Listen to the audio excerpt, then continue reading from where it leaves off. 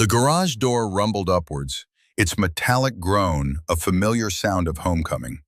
But the sight it revealed was utterly, devastatingly alien. Emptiness, where the hulking, tarp-covered shape of his life's work had sat for 5 years, there was now only a concrete floor stained with the ghosts of oil and ambition. Liam stood frozen, the handle of his travel bag digging into his palm. His heart didn't race, it seemed to stop altogether, a block of ice in his chest. He saw it all in an instant. The clean-swept floor, the neatly organized shelves, the conspicuous, gaping void. Chloe thought she had cleared out a space filled with junk. She didn't know she had just sold his soul for scrap metal. Within 24 hours, that single, arrogant act of domestic tidiness would detonate their lives, exposing the rotten foundations of their marriage and her family's gilded world. What she didn't know was that the junk was a secret masterpiece, and its destruction was not an ending, but a beginning. Hey everyone, thank you for joining me for this story. It's one that really gets you thinking about what we value and how we see the people closest to us. Before we dive in, if you enjoy stories about justice and hidden strength, please consider liking this video and subscribing to the channel. It really helps us bring more stories like this to you. And let me know in the comments where you're watching from. It's always amazing to see how far these stories travel. Now let's get back to that empty garage. To understand the silence that filled that garage, you had to understand the noise that had preceded it for years. Liam's marriage to Chloe had been, from the outside, a perfect match. He was a quiet, steady architectural consultant, respected in his field for his meticulous eye and innovative designs. She was vibrant, social, the daughter of Richard Sterling, a man whose success in commercial real estate was matched only by his booming voice and suffocating self-assurance. They lived in a house Chloe had chosen, decorated in a palette of elegant, sterile grays and whites that seemed to absorb all personality. It was a house for appearances, and Liam, with his quiet nature and simple tastes, often felt like just another well-placed piece of furniture. The car had been his one rebellion. It was his father's, a rusted shell of a 1962 Ferrari 250 GTO that had been languishing in a barn for 40 years. To his father, it had been a forgotten dream. To Liam, it was a legacy. When he'd had it towed to their pristine suburban home, Chloe had looked at it with a horror usually reserved for a home infestation. "What is that?" she had asked, her voice tight with disbelief. Her father, Richard, had laughed. A loud, dismissive bark that echoed in the spotless driveway. "Looks like you bought yourself a tetanus trap, son. What are you going to do with that thing? Open a scrapyard?" Liam had simply smiled. "I'm going to restore it." The statement was met with a stunned silence, followed by another round of derisive laughter. Her brother, Marcus, a younger, slicker version of his father, clapped Liam on the shoulder with performative pity. "Lee, my man, stick to your blueprints. Some things are best left to the professionals, or the junkyard, seriously." For the next 5 years, that car became the symbol of everything Chloe's family disdained about Liam. It was dirty, it was manual labor, it was a hobby that didn't involve a golf course or a yacht club.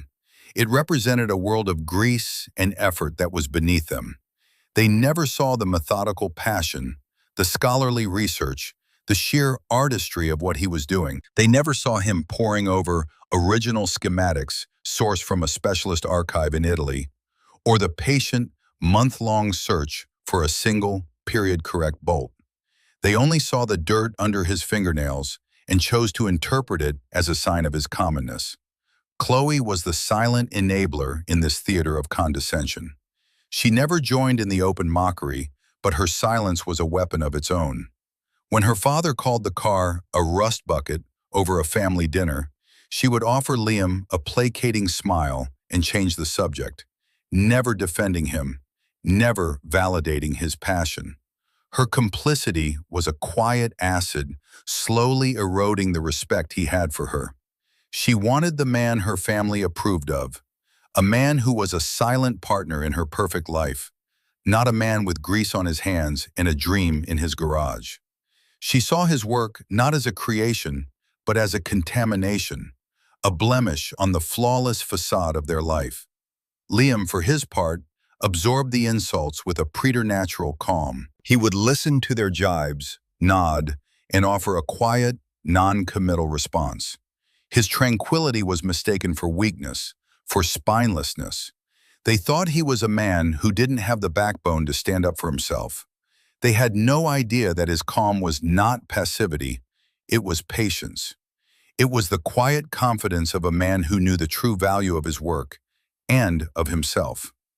In the top drawer of his workbench, tucked beneath a set of precision calipers, was a worn leather portfolio.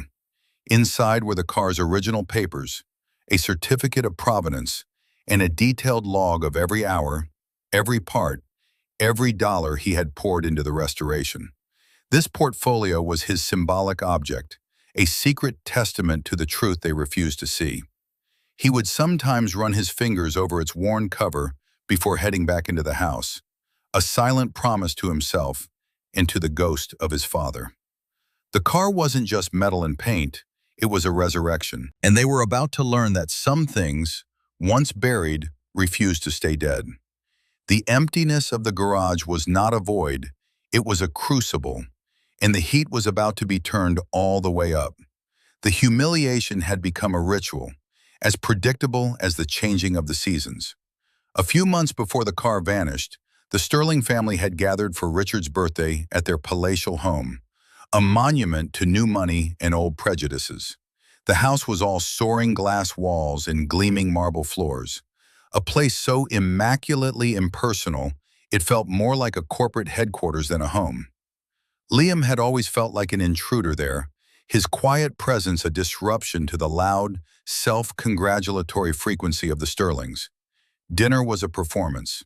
Richard held court at the head of a comically long dining table, pontificating about a recent acquisition, his voice booming with the unshakable certainty of a man who had never been told no. Marcus chimed in with sycophantic agreement, while their mother, Eleanor, a woman whose face was a smooth, placid mask of expensive treatments, smiled serenely at her husband's genius. Chloe sat beside Liam, a perfect portrait of the devoted daughter, laughing at the right moments, her hand resting lightly on Liam's arm, in a gesture that looked like affection, but felt like restraint. "So, Liam," Richard began, turning his attention down the table, his eyes gleaming with the familiar, predatory mirth he reserved for his son-in-law. "Still playing with your little toy car out there in the garage? Haven't given up and called the scrap man yet?" Marcus chuckled into his wineglass. "Dad, be nice. He's an artist. The Michelangelo of rust." Liam placed his fork down, his movements deliberate. He met Richard's gaze across the expanse of polished mahogany. "It's coming along well, thank you. I've just finished rebuilding the engine." Richard feigned a look of immense surprise. "You did that yourself? With your own two hands?" He held up his own, manicured and soft. "God, I can't imagine. The grease, the filth. Chloe, darling, you must have to hose him down before you let him in the house." Chloe's smile tightened. "Dad," she murmured, a gentle, useless admonishment. She squeezed Liam's arm, a silent plea for him to let it go, to play along. But Liam didn't look at her. He kept his eyes on Richard. "It's a passion, Richard. Some people play golf. I prefer to build something real." The implication hung in the air, sharp and pointed. Richard's fortune was built on transactions, on moving money and property. Liam built things that lasted. The barb, though subtle, found its mark. Richard's jovial mask flickered. "Real? It's a heap of scrap metal, son. A money pit. A smart man knows when to cut his losses. You're supposed to be good with numbers, aren't you? What's the ROI on that thing? Negative 100%? The value isn't always in the numbers you can see on a spreadsheet, Richard," Liam replied, his voice even. This was the moment Chloe should have stepped in. This was the moment she should have said, "I'm proud of him," or "His dedication is incredible," or even a simple, "Leave him alone." Instead, she said nothing. Her silence was a verdict. In that quiet, she judged his passion as indefensible, his dignity as expendable. She chose her family's casual cruelty over her husband's honor. Liam felt the familiar chill of that betrayal settle over him. Later that night, as they drove home in Chloe's pristine white SUV, she finally spoke. "You know they're just teasing, Liam. You shouldn't take it so seriously. You get so defensive." "They're insulting my work, Chloe. They're insulting me." "It's just a car," she said, her voice laced with an exhaustion that told him this was an argument she was tired of having.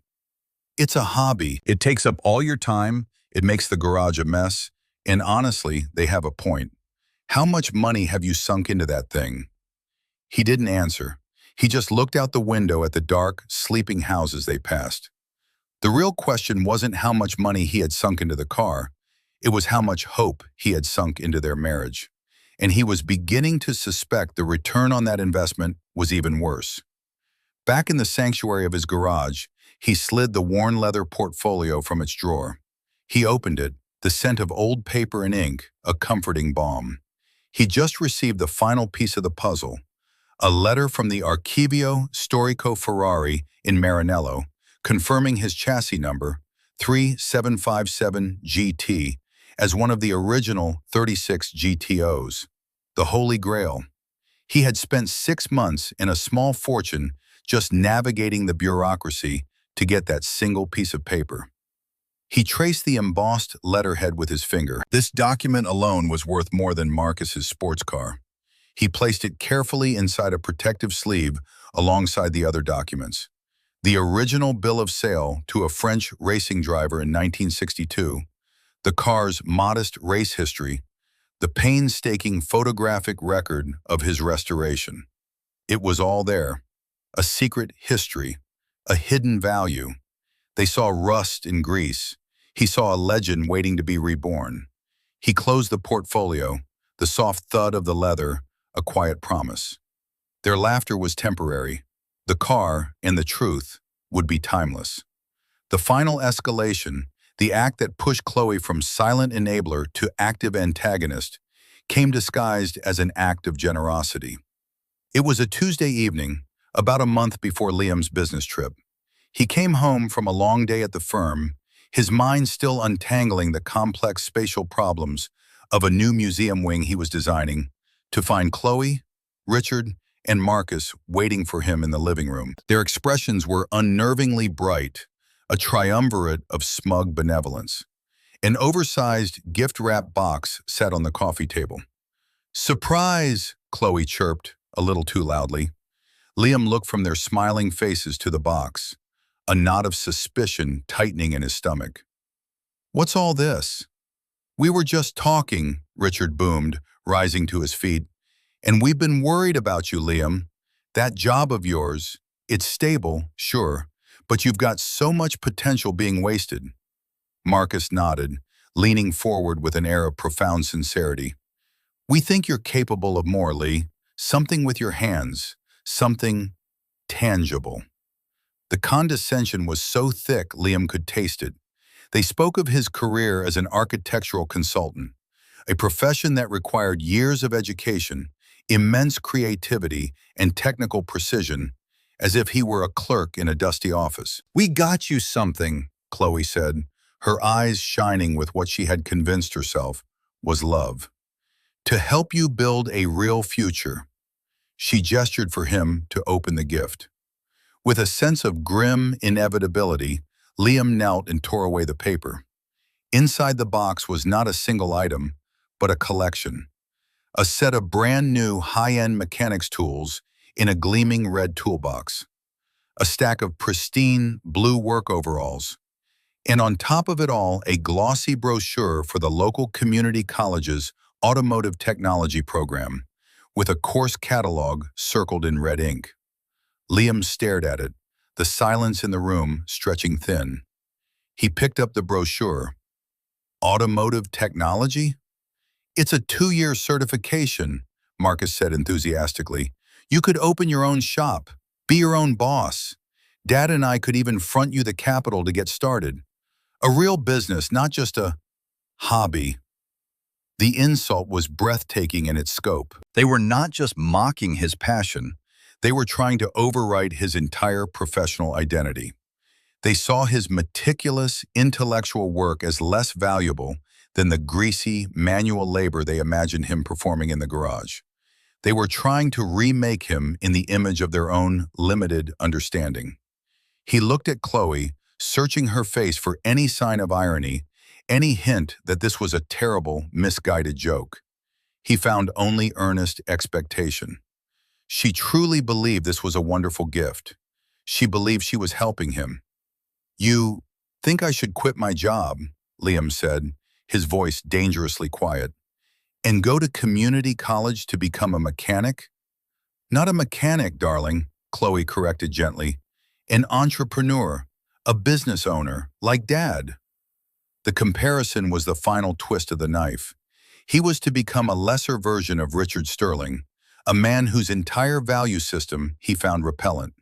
He slowly placed the brochure back in the box. He looked at the gleaming, unused tools, the stiff, clean overalls.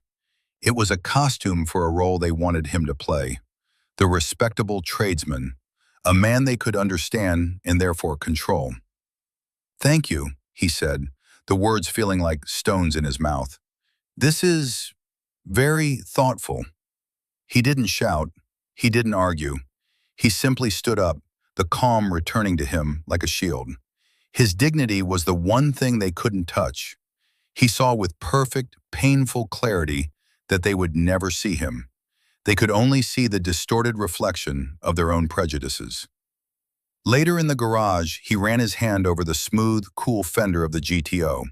He had finished the paint job last week, a deep, lustrous coat of Rosso China, the car's original color. It absorbed the dim light of the single bulb, glowing like a banked ember. They thought he was a hobbyist playing with scraps. They had no idea he was standing next to a $4 million masterpiece that he had single-handedly brought back from the dead. He had already booked his trip to New York, not for his consulting firm, as he'd told Chloe, but a trip for the car. He was meeting with Arthur Vance, the lead appraiser for Sotheby's, the man whose word could turn a classic car into a legend. The brochure for the community college lay on his workbench, a pathetic symbol of their blindness. He picked it up, crumpled it into a tight ball, and tossed it into the trash. The time for quiet preparation was almost over. The time for revelation was about to begin. The business trip was a necessary fiction. Liam told Chloe he was flying to New York for a week-long series of final presentations on the museum project. It was a plausible lie, a convenient shield for the true purpose of his journey. He wasn't going to present architectural models. He was going to secure a legend. The day before he left, he spent 12 hours in the garage. He performed the final detailing with the focus of a surgeon, polishing every inch of chrome until it shone with a cold fire, conditioning the supple tan leather of the seats, and ensuring the V12 engine purred with the deep, resonant hum he had worked for 5 years to achieve. He then hired a professional photographer, a specialist in automotive art, to document the finished product. For 2 hours, under carefully placed lighting, the GTO was captured from every conceivable angle, its iconic curves and flawless finish immortalized. The resulting photographs were not just pictures, they were portraits of perfection. He packed a small carry-on for his trip. His real luggage was the worn leather portfolio, now thick with the photographer's prints, the final appraisal documents he was flying to collect, and the certificate of provenance from Maranello. As he kissed Chloe goodbye at the door, she gave him a distracted peck on the cheek. "Have a good trip, and please try to call.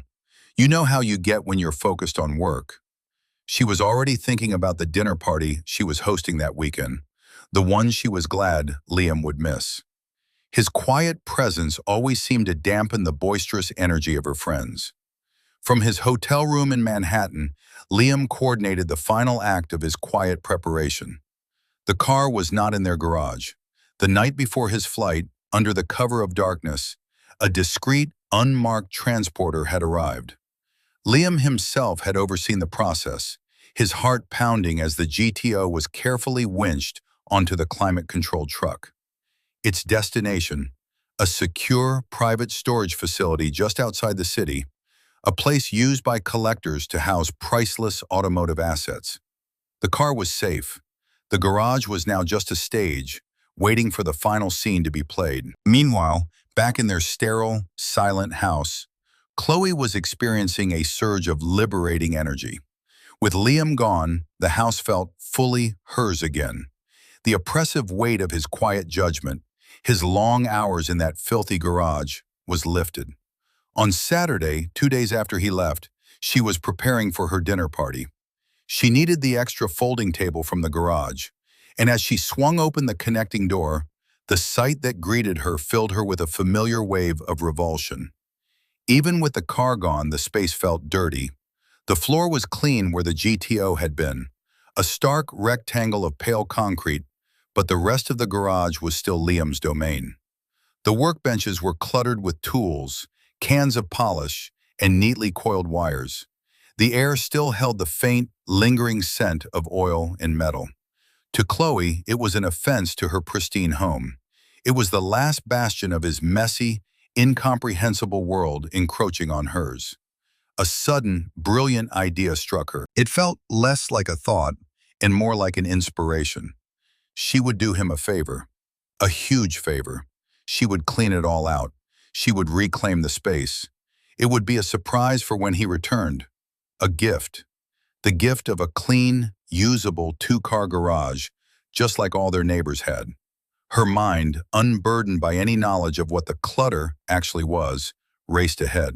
She imagined a home gym in its place, or at least a clean, organized storage area for her seasonal decorations.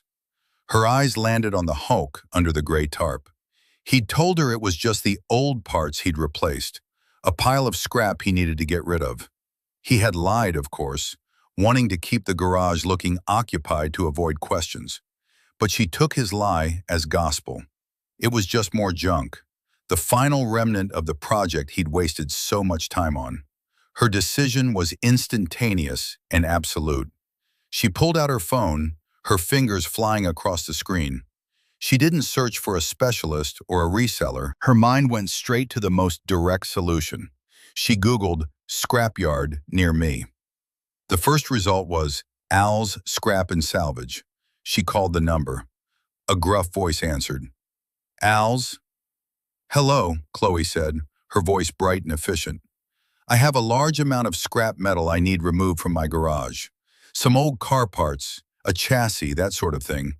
When can you come? Got a truck in your area this afternoon, lady. What's the address? She gave it to him. How much you pay? The voice grunted. Chloe hadn't even considered that. She was the one providing them with the metal. But if they would pay her for it, even better. I don't know. What's it worth?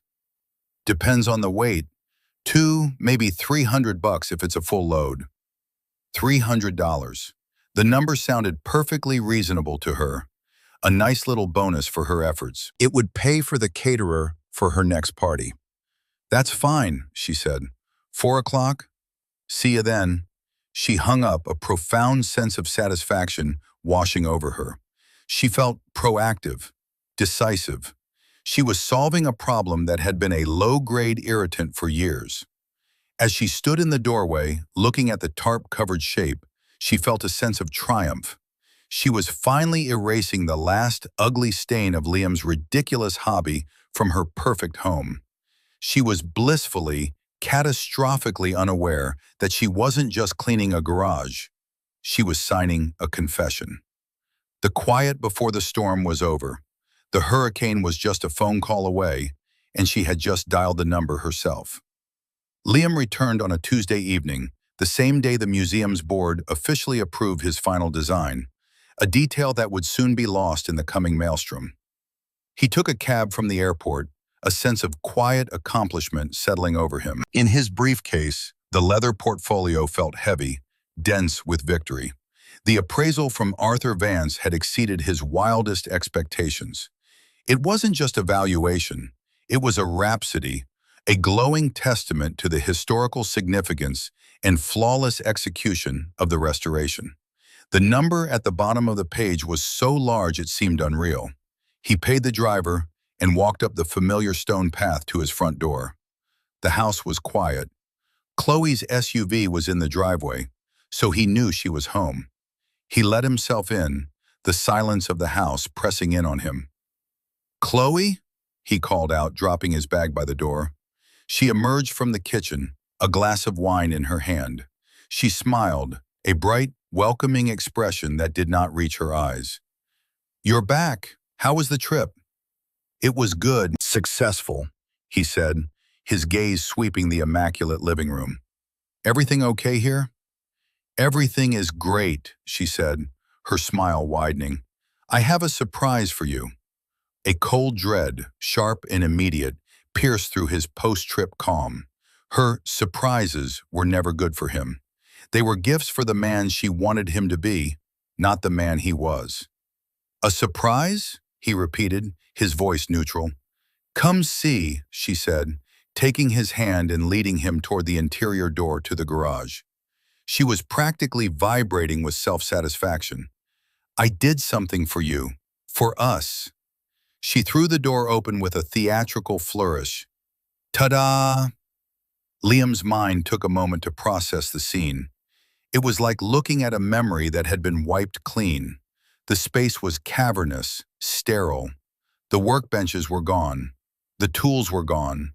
The shelves were gone. And the tarp-covered shape, the decoy GTO, the collection of old, rusted parts he'd arranged to look like a car, was gone. In its place was nothing, just a pristine, gray-painted concrete floor. He felt the blood drain from his face. He knew the real car was safe, but the audacity of the act, the sheer, profound disrespect it represented, struck him with the force of a physical blow.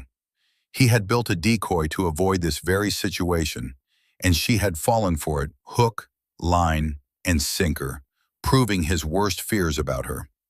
He turned to her slowly.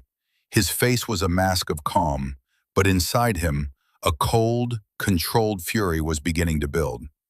"Chloe," he said, his voice unnervingly soft. "What did you do?" Her smile faltered at his tone. She had expected gratitude, perhaps even joyful astonishment. She saw neither. "I cleaned it up. For you. I got rid of all that junk you'd left in here. The old parts, the rusty frame, all of it. Now we have a proper garage.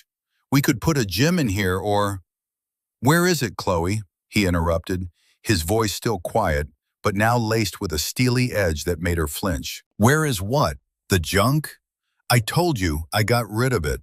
I called a scrapyard. They came and hauled it all away. They even paid me for it."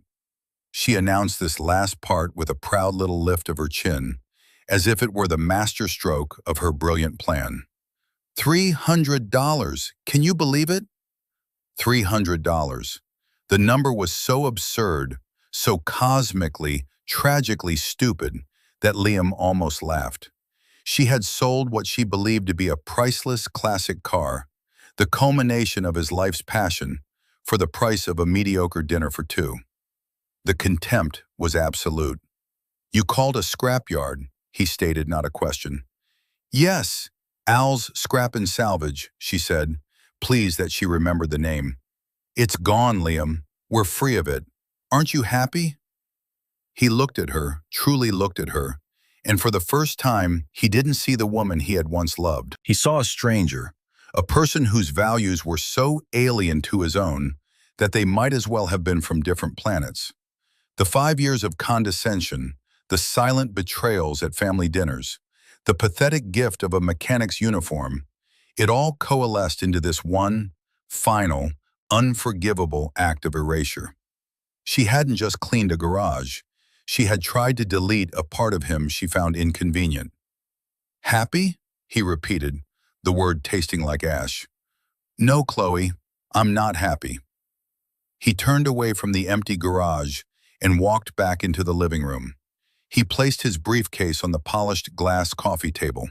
The verbal chess match was about to begin, but she didn't even know she was playing. She thought she had won. She had no idea he was about to say, "Checkmate." Chloe followed him from the garage, her triumphant mood dissolving into a cloud of bewildered indignation.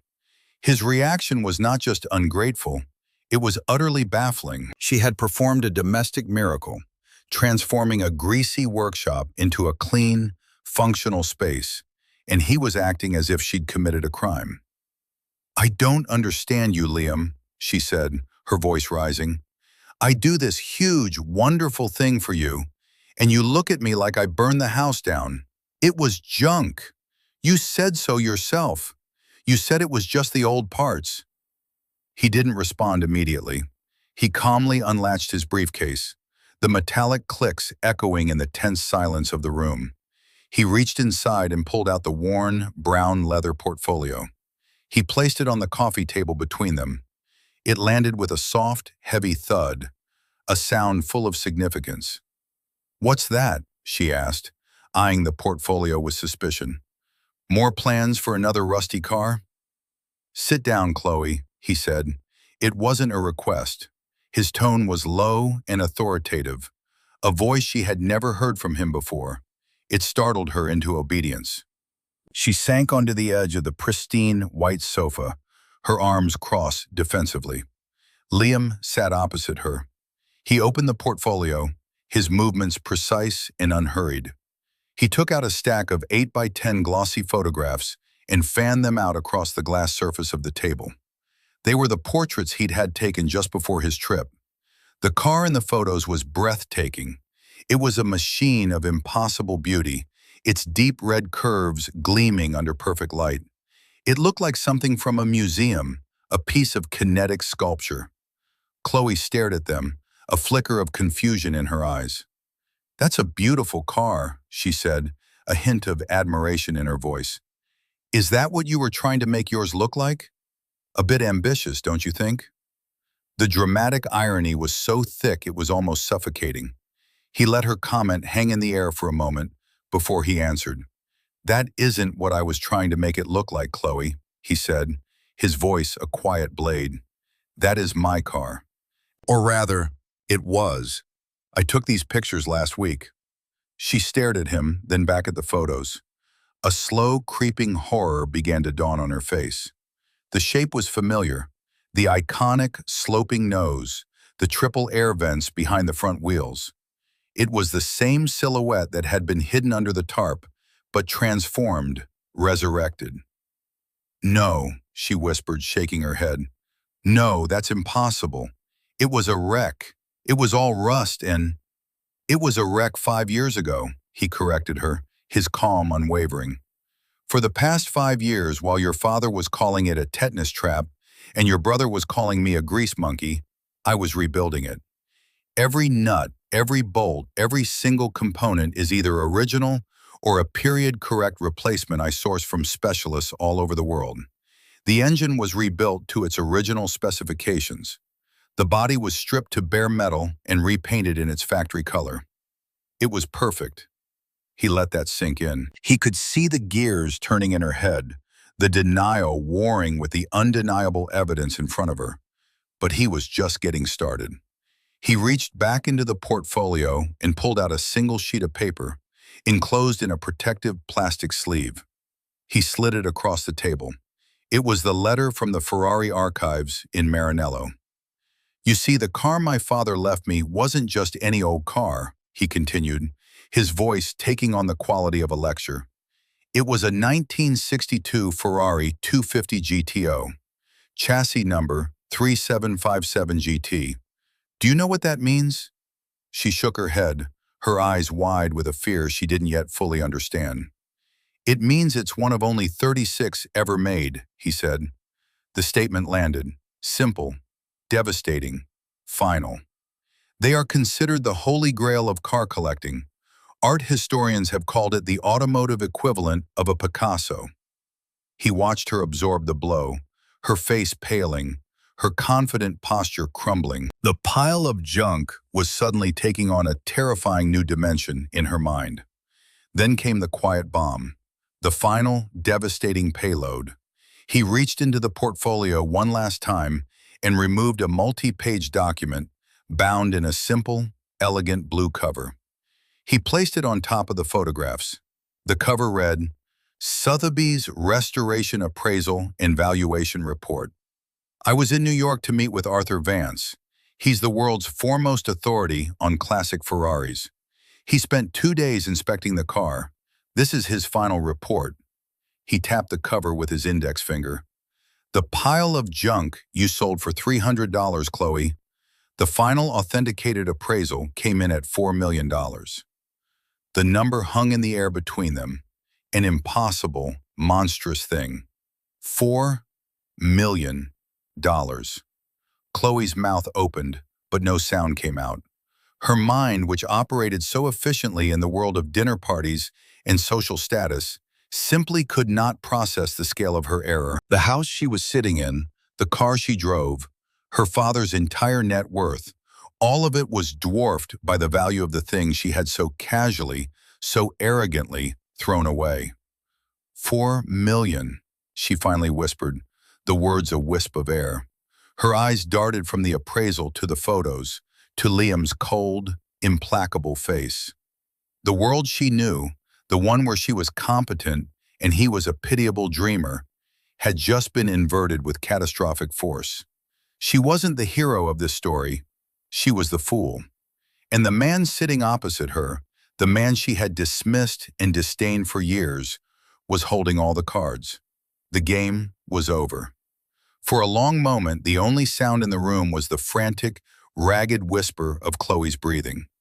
The number, $4 million, reverberated in the sterile silence of her perfect living room, shattering the glass walls of her self-perception. Her mind reeled, frantically trying to find a foothold, a way to frame this that didn't leave her as the architect of a multi-million-dollar catastrophe.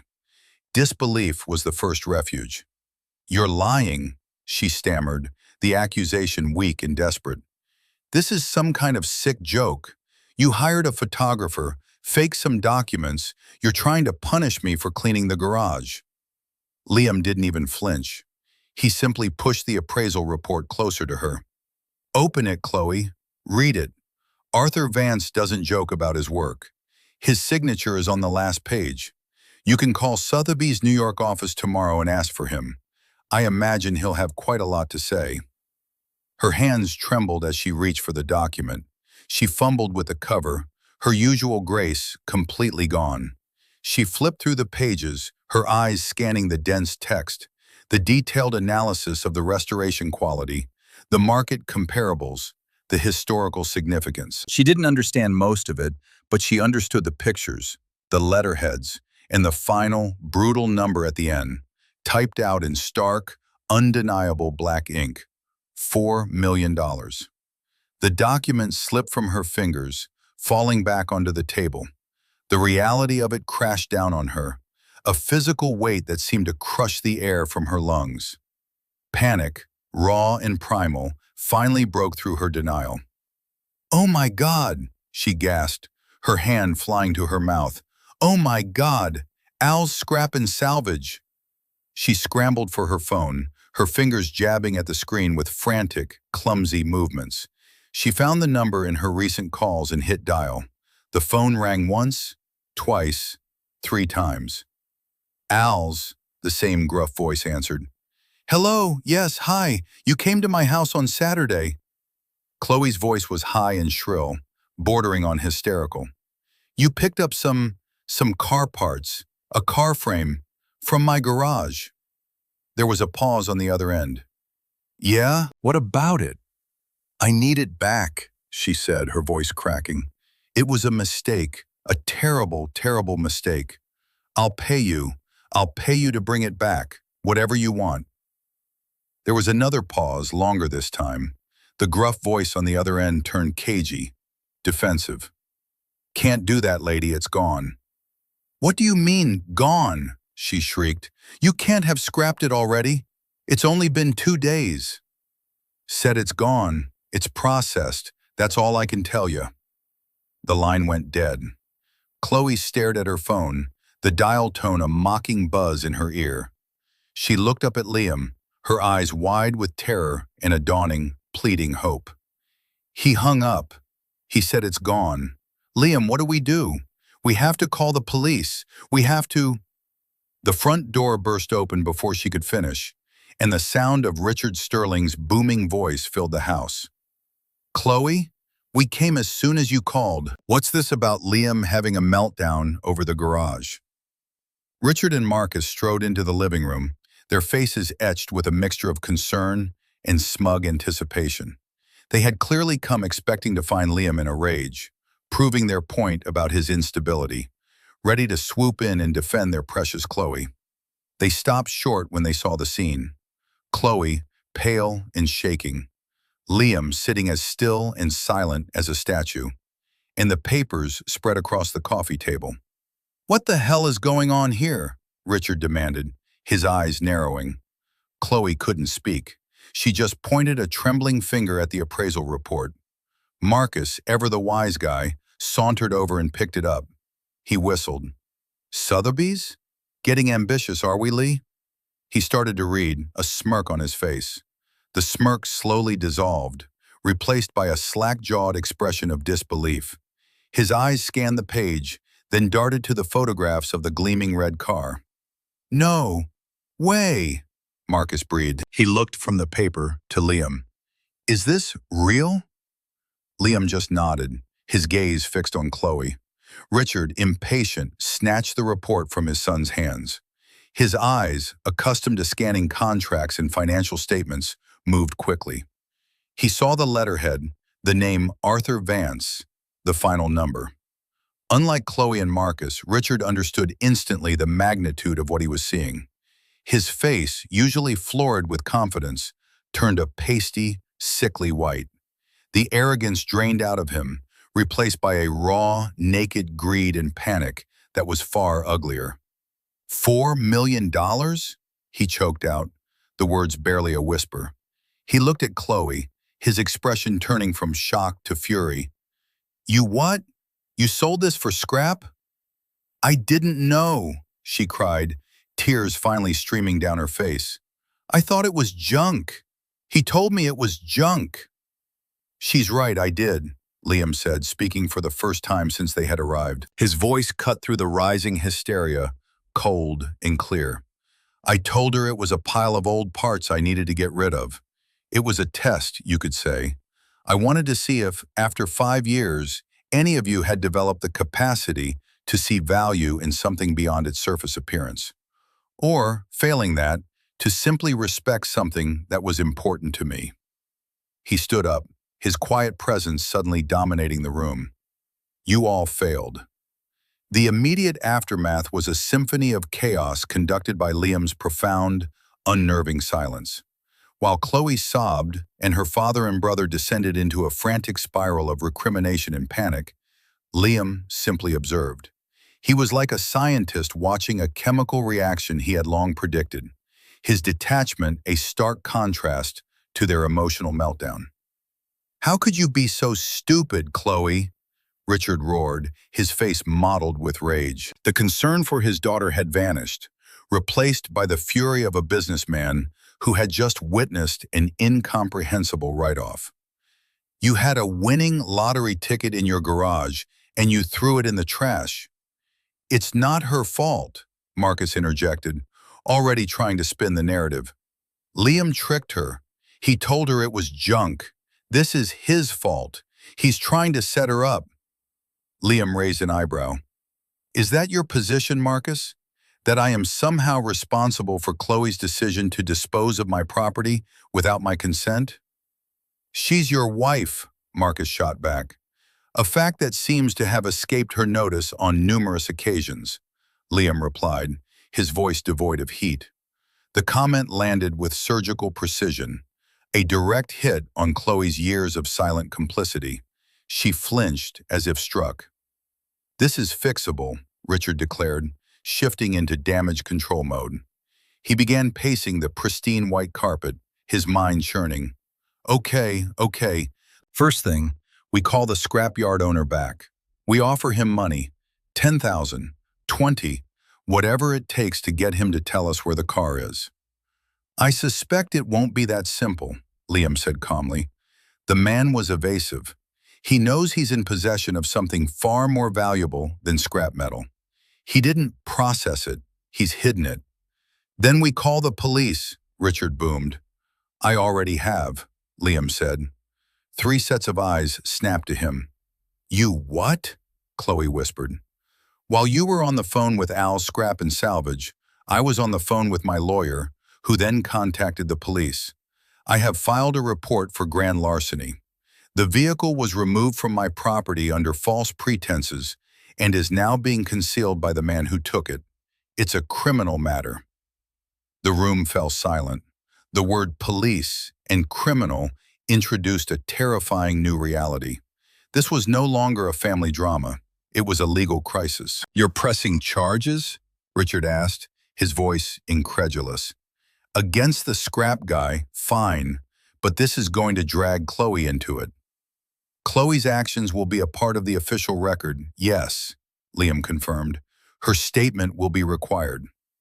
It was in this moment that Chloe faced her choice, the crossroads of her life. On one side stood her husband, a man she had just discovered was not the humble, pitiable figure she thought, but a man of immense secret strength, patience, and now, power. On the other side stood her family, panicking, greedy, and already trying to shift the blame. Her entire life she had reflexively chosen them. Their values were her values. Their approval was her compass.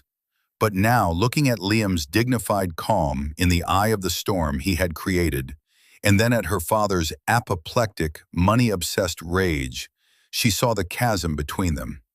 Just then, Liam's phone, sitting on the coffee table, began to ring. The screen lit up with a name, Arthur Vance. Liam looked at the phone, then at the stunned faces in the room. He pressed the speakerphone button. Liam, my boy, Arthur here. A rich, cultured voice with a faint British accent filled the room. I'm just following up on our meeting. Astounding work, truly. I've been speaking with a few select clients, very discreetly of course, and the interest is already unprecedented. I have a pre-auction offer I think you'll find quite compelling. A collector in the Emirates is prepared to wire $8 million today. A collective gasp sucked the air out of the room. 8 million. The number had doubled in the span of an hour. He's willing to handle all transportation and legalities himself, Arthur's voice continued, oblivious to the audience he had. He considers it the finest GTO restoration he has ever seen, and frankly, I concur. You're not just a restorer, Liam. You're an artist, a master. So what do you say? Shall I tell him he's bought himself a legend? There was a long, agonizing silence. Liam looked at Chloe, whose face had crumpled in absolute despair. He looked at Richard and Marcus, whose expressions were a grotesque mask of avarice and horror. Arthur, Liam said, his voice steady, there's been a complication. The consequences began to unfold with the slow, merciless grind of a glacier carving through rock. Liam's call to his lawyer had set in motion a machine that the Sterlings were powerless to stop. Detectives arrived the next day to take official statements. The scene in the immaculate living room was a stark reversal of fortune. Chloe, red-eyed and trembling, had to recount her story, every word an admission of her folly. Richard and Marcus tried to take over, to manage the situation with blustering importance, but the calm, professional detectives were immune to their brand of influence. They were interested in facts, not status. The fact was, a piece of property, now valued at a staggering $8 million, had been stolen. The scrapyard owner, Al, was brought in for questioning. Faced with felony charges for grand larceny and concealment of stolen property, his gruff demeanor crumbled. He admitted everything. He hadn't scrapped the parts. The moment he saw the unmistakable shape of the GTO, even under the grime and the decoy rust Liam had artfully applied to the old chassis, he knew he had something special. He was a low-level operator, but he wasn't an idiot. He'd paid Chloe her pittance, hauled the car to a hidden lockup, and had started making quiet calls to the shady underbelly of the car-collecting world. The police impounded the car from the lockup, but it was now evidence in a criminal investigation, tangled in a web of legal tape that could take months, if not years, to unravel. But the legal drama was only a sideshow. The real devastation was domestic. A week after the revelation, Liam moved out. He didn't make a scene. He simply packed 2 suitcases and left. He rented a sleek, minimalist apartment in the city, a place with clean lines and wide-open views, the architectural opposite of the suffocating, over-decorated house he had shared with Chloe. Chloe, left alone in the silent, tomb-like house, fell apart. The life she had so carefully constructed had been a sham, built on a foundation of blissful ignorance and casual disrespect. Her husband was not the man she thought he was. He was wealthier. His consulting work, she discovered, had made him independently rich, a fact he'd never felt the need to advertise. He was more respected in his field than she had ever bothered to understand, and he was stronger than she had ever imagined. She was the one who was weak, her entire identity propped up by her father's money and a fragile sense of superiority. She fled to her parents' house, seeking the familiar comfort of their world. But that world had been poisoned. Richard and Marcus could not look at her without seeing the $8 million she had vaporized. Their attempts at comfort were laced with accusations. "I just don't see how you couldn't have known," Richard would say for the 10th time. "Any idiot could see a car like that wasn't junk. We could have been set for life, all of us," Marcus would mutter, staring into space. $8 million. They tried to fix it in the only way they knew how, by throwing money at it. Richard had his lawyers draft a settlement proposal. He offered Liam $500,000, a generous sum to compensate him for the unfortunate misunderstanding. It was an act of breathtaking arrogance, an attempt to buy their way out of a moral failing. Liam's response was delivered by his lawyer. It was a single sentence. "Mr. Sterling's offer is rejected in its entirety." The rejection was more than a legal maneuver. It was a moral statement. Liam wasn't interested in their money. This was never about the money. It was about the respect they had refused to give. The money was simply the lens that had finally brought their contempt into sharp, undeniable focus. By trying to pay him off, they were proving they still didn't understand. They thought his dignity had a price tag. Chloe was caught in the middle. Her family wanted her to side with them, to paint Liam as the villain, the cold, calculating man who had sprung this trap. But she couldn't. Arthur Vance's voice on the speakerphone echoed in her mind. "You're not just a restorer, Liam. You're an artist, a master." They had mocked a master. They had belittled an artist, and she had held the door open for them while they did it. She had to make a choice. It was no longer about loyalty versus integrity. It was about clinging to the wreckage of her old life, or taking the first terrifying step toward acknowledging the truth. The silence in her parents' mansion was no longer comforting. It was suffocating, filled with the ghosts of lost millions and the ugly truth of her family's character. The choice was hers, and it would define the rest of her life. The divorce proceedings began a month later. Liam had instructed his lawyer to make it simple, clean, and swift. He asked for nothing from Chloe. Their prenuptial agreement, which Richard had insisted upon to protect Chloe from the quiet architectural consultant, now ironically protected Liam from any claims she might have. All his assets, including his firm and the inheritance from his father, which was far more substantial than just the car, were his alone. The Sterlings, who had always prided themselves on their financial acumen, had been outmaneuvered from the very beginning. Chloe did not contest the divorce. In a move that stunned her family, she fired the high-powered lawyers her father had hired for her and retained a modest, independent attorney. She instructed her to agree to all of Liam's terms. She signed the papers in a small, quiet office, a stark contrast to the grand, performative wedding ceremony they'd had 6 years earlier. Richard was incandescent with rage. "You're rolling over. You're letting him win. He did this to you, to us. You should be taking him for everything he's got." "He has nothing I want, Dad," Chloe said, her voice weary but firm. It was the first time she had ever truly stood up to him. "And he's not the one who did this. We did. You, me, Marcus. We did this with every joke, every dismissive comment, every time we made him feel small because his passions weren't our passions. The car was just the final invoice for all that disrespect." This newfound clarity was a bitter pill for her family to swallow. Marcus called her a traitor. Her mother wept, mourning the loss of the perfect family image. But Chloe held her ground. The loss of the money had been a shock, but the loss of her self-respect had been the deeper wound, and this was the only way to begin to heal it. Liam, meanwhile, was moving on.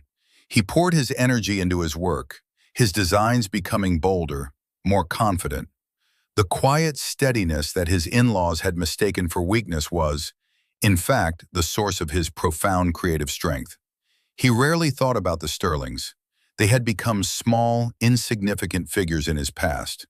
His anger had cooled, leaving behind not bitterness, but a kind of sad wisdom. He had loved Chloe once, but he realized now he had been in love with a potential that was never realized. A person she might have been if she hadn't been suffocated by her family's shallow values. One afternoon, he received a call from the district attorney's office. The criminal case against Al, the scrapyard owner, was concluding. He had pleaded guilty to avoid a longer sentence, and as part of his plea deal, the GTO was finally being released from impound. The car was his again. A week later, a familiar, unmarked transporter pulled up outside his new apartment building's private garage. This time, the mood was not one of secret preparation, but of quiet reclamation. He watched as the bay door opened and the GTO was carefully rolled out. It was exactly as he had left it, a flawless jewel of engineering and art. The police had kept it in a climate-controlled facility, and it was untouched, unharmed. He walked a slow circle around it, the overhead lights of the clean, modern garage glinting off its perfect Rosso China finish. He ran his hand along the fender, the cool, smooth metal of familiar comfort. He had it back, the object of his passion, the symbol of the entire ordeal. But something inside him had shifted.